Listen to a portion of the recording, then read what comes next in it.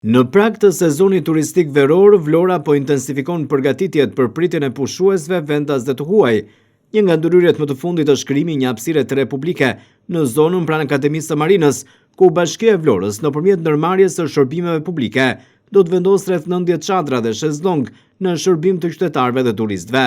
Gjatë kësaj të martë, punonjësit e ndërmarrjes së shërbimeve publike ishin të angazhuar në terren për sistemimin dhe përgatitjen e hapësirës bregdetare, ku do të vendoset plazhi publik. Puna ka konsistuar në pastrimin e territorit, nivelimin e sipërfaqes dhe rërës, si dhe krijimin e kushteve të nevojshme për instalimin e infrastrukturës së plazhit. Sipas burimeve, kjo nismë synon të ofrojë qytetarëve dhe turistëve një alternativë publike dhe të aksesueshme për gjatë vijës bregdetare në një sezon ku fluksi vizitorëve drejt qytetit të Vlorës pritet të jetë i lartë.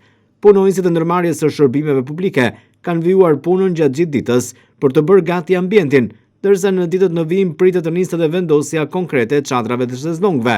Projekti shihet si pjesë e përpjekjeve të Bashkisë së Vlorës për të rritur hapësirat publike në Bregdet dhe për të përmirësuar standardet e shërbimeve për pushuesit gjatë verës. Paralelisht me punën në plazh gjatë kësaj të martë, është ndërhyrë edhe në infrastrukturën rrugore të qytetit. Ndërmarrja e shërbimeve publike ka vijuar procesin e vizimit rrugëve, kryesisht në segmentet përgjatë zonës bregdetare, ku gjatë sezonit veror regjistrohet dhe qarkullimi më i madh i automjeteve dhe këmbësorëve.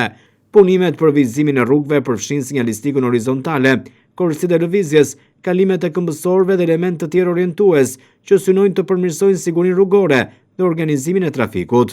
Këto ndërhyrje janë pjesë e planit të masave që po ndërmerren në kuadër të sezonit turistik dhe për të garantuar kushte sa më të mira për vizitorët dhe banorët e qytetit. Ndërkaq në javët e fundit, ndërmarrja e shërbimeve publike ka intensifikuar një sër ndërhyrjesh në hapësirat publike, siç janë vizimi, rehabilitimi i trotuarëve dhe përmirësimi i ndriçimit në disa segmente rrugore.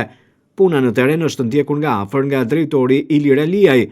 Fokusi i veçantë mbetet zona bregdetare, e cila gjatë muajve të verës kthehet në një destinacion më të frekuentuar turistike në vend, por jashtë vëmendjes nuk mbeten as zona të tjera të qytetit.